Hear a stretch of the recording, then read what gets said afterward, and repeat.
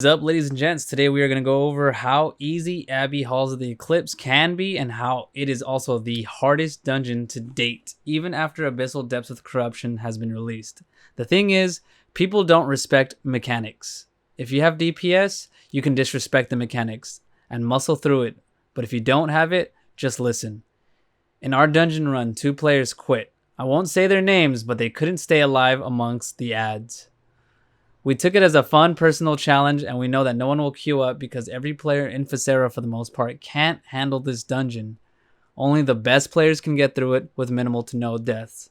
Now, let's get started. Personally, I prefer to skip the first set of ads and then carry on. With that said, for the first boss, you need to realize that the communication is necessary. In a perfect world where players actually call out who has the mark and who doesn't, and they actually meet each other to create a tornado, that is a perfect world.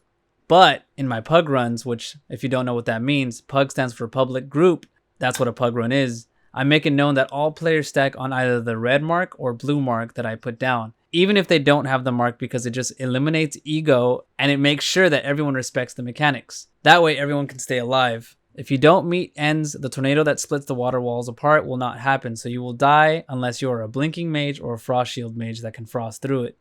With that said, know that this boss gives you heals with the blue water ball and the red is death.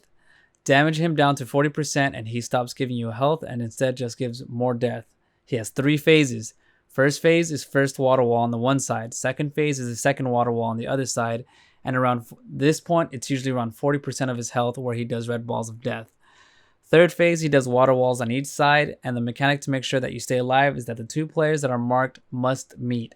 The tornadoes are what actually creates a separation from the wall and creates a gap for you to walk through. It allows you to completely walk through without any issues and no deaths. But that's it for today's episode. I just wanted to show you how sometimes you just need to 3-man in an Abyssal dungeon because, to be honest, it's just easier because pugging it brings out some of the worst players and it can literally end your run because they don't understand what the mark means. And don't ever think that a player above 40 or gear score 1501 means anything. You can tell the level of experience a player has just by the way they move around the map in a dungeon. But that's it, guys. Don't forget to follow the socials, Twitch, Twitter, and Instagram, which is going to be at theguitarist562. Remember, if you love the content that I do provide and want to share more than just a subscription, feel free to donate through Streamlabs, which will be in my description box below. Thanks, guys, and as always, stay blessed. Should be a trial for that shit.